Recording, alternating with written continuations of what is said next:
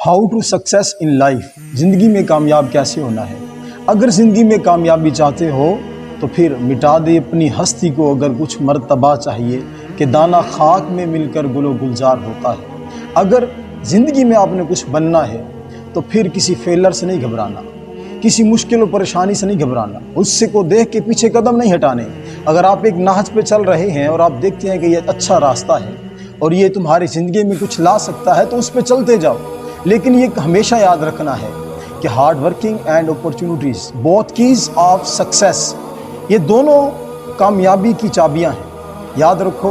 लेकिन the duty of man, बंदे का मकसद ये है, बंदे की जिम्मेदारी ये है कि बस hard working, Allah will reward him, Allah इसको इसकी हार्ड वर्किंग और मेहनत का सिला ज़रूर देगा। ऐसा नहीं हो सकता कि अल्लाह रब्बुल इज़्ज़त किसी की मेहनत का सिला उसको ना दे, बल्कि वो रब तो फरमाता है इन्नल्लाह ला युदीउ अजरा मन अहसन अमला। जो बंदा नेक अमल करता है या मेहनत करता है, मुशक्क़त करता है, हम उसको उसका ज़रूर फल अता करते हैं। और रब फरमाता है वलैसा लिल इंसान इल्ला मा सा, इंसान जिस चीज़ की कोशिश करता है ना उसको वही मिलता है।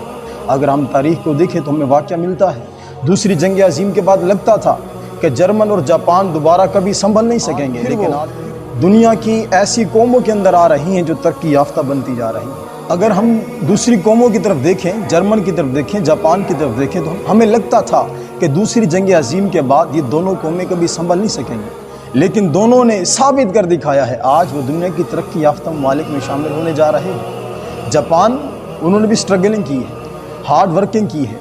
जर्मन, इन्होंने भी मेहनत की है, आज वो बदल रहे हैं। चाइना को देख लिया जाए, इनके लोग पहले आराम तलब थे, सुस्ती का शिकार थे, काहली का शिकार थे, लेकिन माओ ज़ेतुंग ने आके इनको फिर बेदार किया।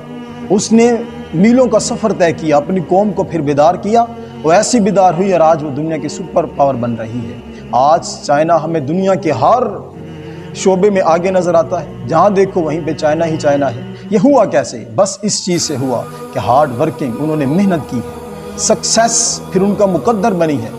और आप देखें, दाने को देख लिया जाए, जब वो ज़मीन के अंदर जाता है वहाँ पे कई दिन वो ऐसे रहता है तो उसके बाद फिर उसको ऐसा मकाम मिलता है, फिर वो उगता आता है, दिन ब दिन तरक्की करता है। आप गुलाब पे देखें, याद रखो, जो अगर भी आपने सक्सेस हासिल करनी है तो उसके अंदर मुश्किल ज़रूर आनी है, क्योंकि फूल बाद में उगता है, कांटा पहले आता है। यानी ये कांटे, ये मुश्किलात आनी है राह के अंदर। जो बंदा मुश्किलात को बर्दाश्त करता है फिर उसको उसका फल। एडिसन को देख लिया जाए, उसके बारे में आता है कि उसने 9000 तजुर्बात किए थे, उसके बाद जाके कामयाब हुआ था। और आइंस्टाइन के बारे में गालिबन मशहूर है कि उसने जब बल्ब को तैयार किया ना, उसने 100 बल्ब ऐसे बनाए जिनमें वो कामयाब नहीं हुआ था, उसके बाद जाके कामयाब हुआ। हम एक मरतबा नाकाम होते हैं और समझे कि सब कुछ छोड़ देते हैं, फेलर। ट्राई अगेन, दोबारा कोशिश करो, कामयाबी तक तुम ज़रूर पहुँचोगे। कामयाबी तुम्हारे कदम चूमेगी, लेकिन इससे पहले तुमने मेहनत करनी है।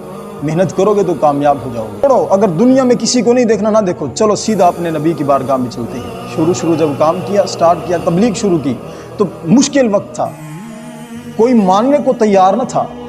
कितनी मुश्किल को बर्दाश्त किया, पत्थर खाए, ताइफ का सफ़र किया, ग़ज़वे बदर के अंदर पहुँचे, उहद के मुकाम पे गए, इतने ज़ख्म खाए, लेकिन फिर कामयाबी ऐसे मिली जो मक्का वाले मक्का में रहना दुश्वार कर दिया था, मुश्किलात आ रही थी, उसी मक्का के अंदर फिर फातिह बन के दोबारा आए। हार्ड वर्क की मेहनत की, आप भी मेहनत करें। ज़िंदगी में कामयाब होना चाहते हैं तो आओ आज मेहनत करो, कामयाबी तुम्हारे कदम चूमे। अल्लामा इकबाल ने फरमाया था, कभी नोचवा मुस्लिम तदब्बुर भी किया तूने, वो क्या गुर्दू था तू जिसका है एक टूटा हुआ तारा।